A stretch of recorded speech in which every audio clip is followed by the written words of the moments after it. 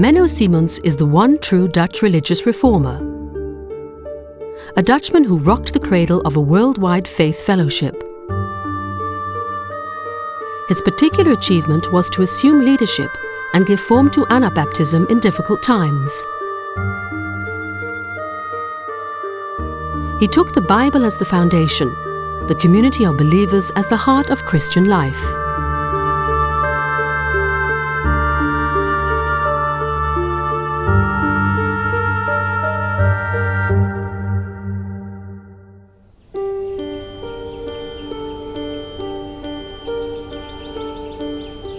Menno Simons was born in 1496 in Witmarsum, in the Dutch province of Friesland. He became vicar in Pingjum at the age of 28, and 8 years later was promoted to priest in Witmarsum. Menno lived in a time of great unrest. At the beginning of the 16th century, European cities like here in Münster experienced a period of substantial growth.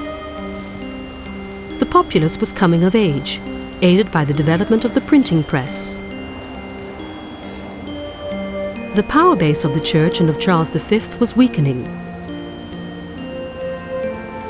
Dissatisfaction about the abuse of power in the ruling Church abounded.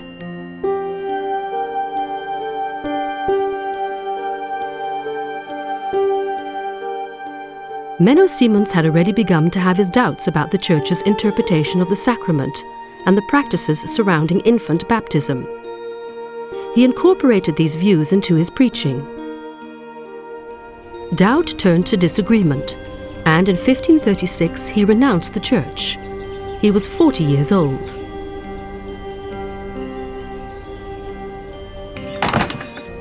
With this drastic action, Menno demonstrated the power of his beliefs. This is still typical of Mennonites. Deeds must correspond with words.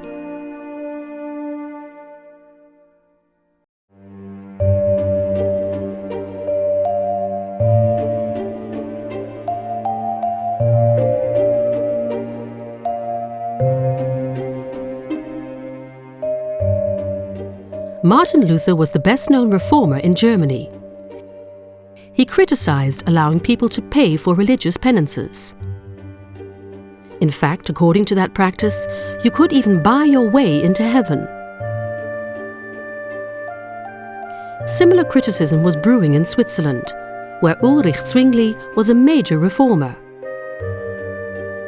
Younger reformers there wanted to go even further. They disliked Zwingli's adherence to the doctrine of infant baptism.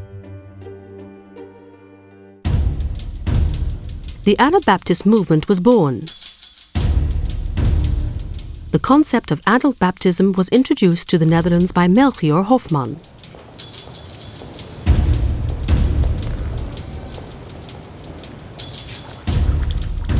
In 1531, in Leeuwarden, Friesland, a man named Sikke Frederiks was beheaded for having himself rebaptized. Here, in front of the Kanselarij, he will be killed with a sword.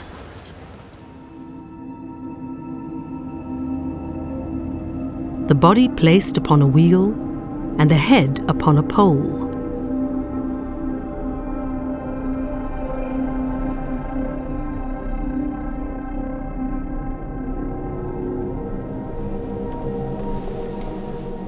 This event led Menno Simons to a crisis of faith.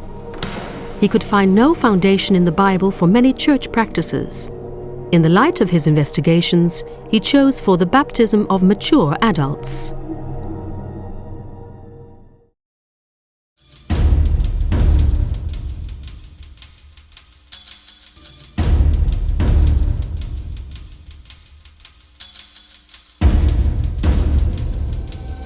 In 1534, Anabaptists took the city of Münster by force. A religious and socio-revolutionary experiment began, led by Jan van Leiden, a religious fanatic. After a year-long siege, the city was retaken by the Bishop of Münster. The defeated Anabaptists were hung here from the church tower in cages.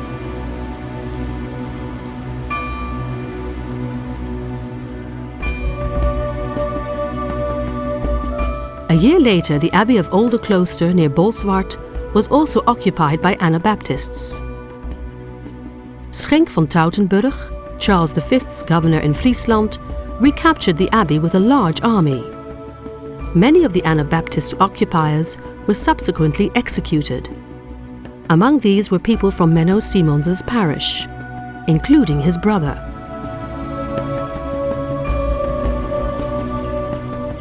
Menno abhorred this violence. He realized that he himself had been the source of this new way of thinking for many of those put to death. In direct consequence of this realization, Menno renounced the priesthood on the 30th of January 1536.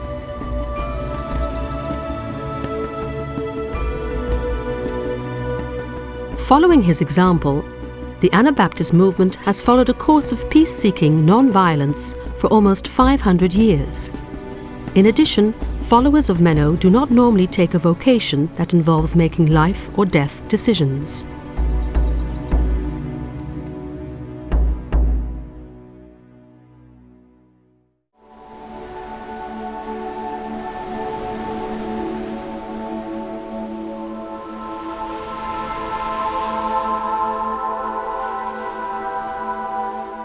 After resigning from the priesthood, Menno had to keep moving.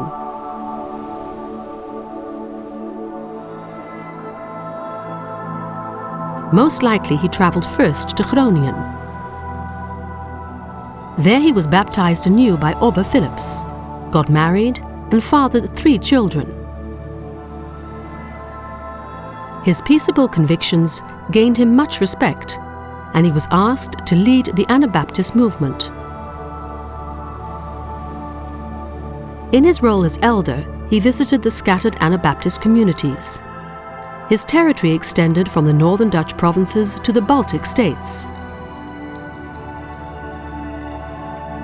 The Anabaptists were persecuted ruthlessly and so met in secret. Menno supported them by preaching, baptizing, and sharing communion with believers. By the end of the 16th century, a quarter of the Frisian population held Anabaptist or other similar beliefs. Anabaptist communities also existed here in Witmarsum and in Pingnum.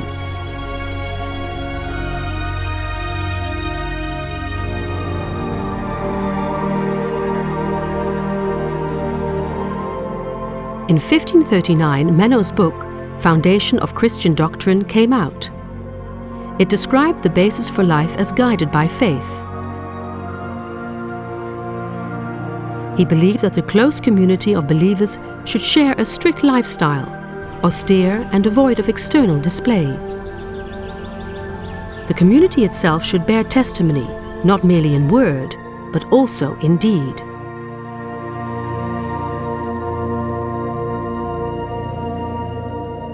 For no one can lay any foundation other than the one already laid, which is Jesus Christ.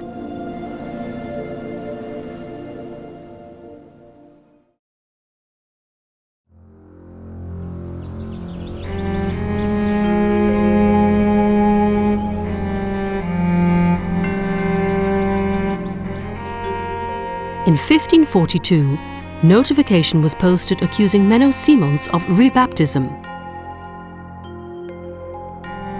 The reward for his capture was 100 golden guilders. Additionally, anyone who gave him shelter, food or drink, or possessed Anabaptist literature would be punished as a heretic.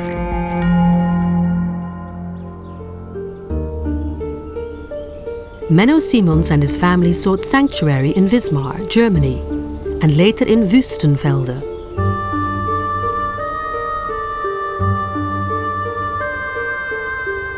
He used this house in Oldersloe as a printing office.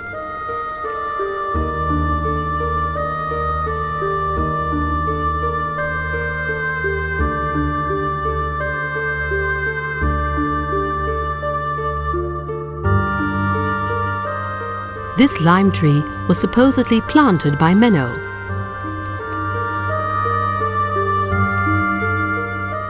He travelled to the Netherlands a few more times, but died in Oldersloe, in Germany, in 1561. He was almost 65.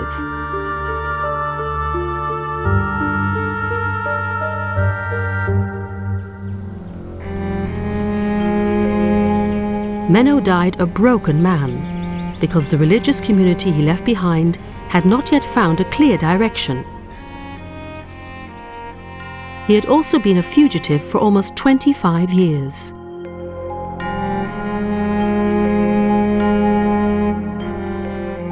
Ultimately, about 2,000 of his followers were sentenced to death as heretics. They were either beheaded or burnt at the stake. Many of those condemned wrote letters before they died, bearing witness to their beliefs and accepting death as a consequence.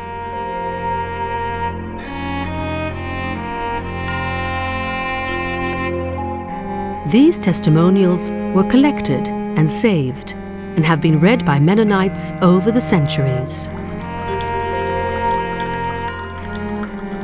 The personal confession of faith, which still precludes baptism, derives from these testimonials.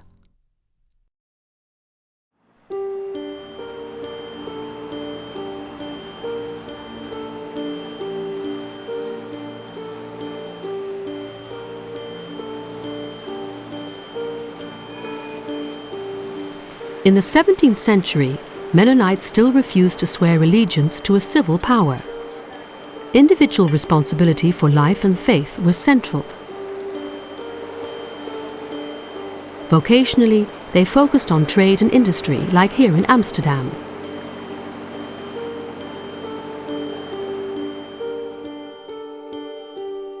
From the 18th century onwards, the social involvement of Mennonites increased conspicuously. Their practical approach to life has left its mark in many areas such as banking, care professions, education, and culture.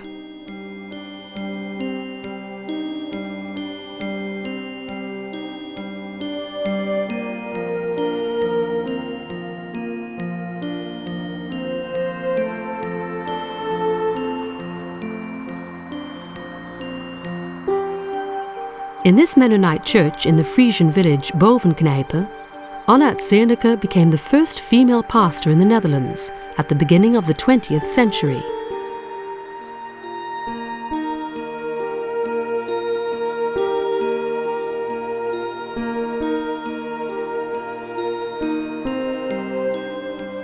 Mennonite engineer Cornelis Lely conceived the plan to enclose the Zuiderzee.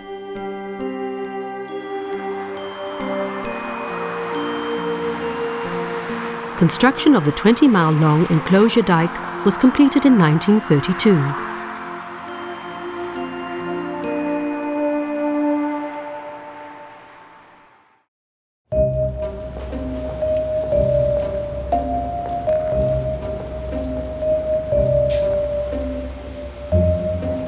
After the worst persecution of the 16th century died down, Mennonites were only allowed to build churches which looked like ordinary houses and had no clock towers, like here in Amsterdam and Leeuwarden.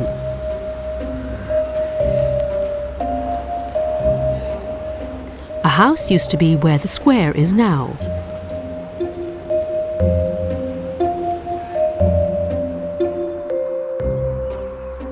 This Mennonite church in Pingjum was built about 1600 and is a typical clandestine or hidden church.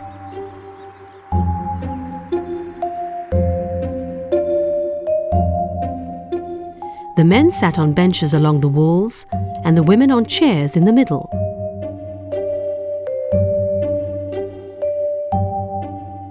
It was not until 1796, after the French Revolution, that Mennonites were granted equal civil rights. 260 years after Menno Simons had renounced the Catholic Church. From the very beginning of their existence, Anabaptists have been on the move, searching for a safe place to practice their faith. Many migrated via Poland to Russia. Their progeny moved later to North and South America. Other groups from Switzerland journeyed via southern Germany and the Netherlands to North America. Best known for their traditional way of life are the Amish.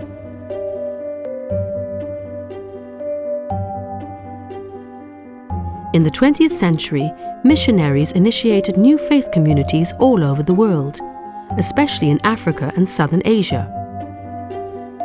By 2011, it is estimated that there are 1.6 million Anabaptists and Mennonites spread throughout the world.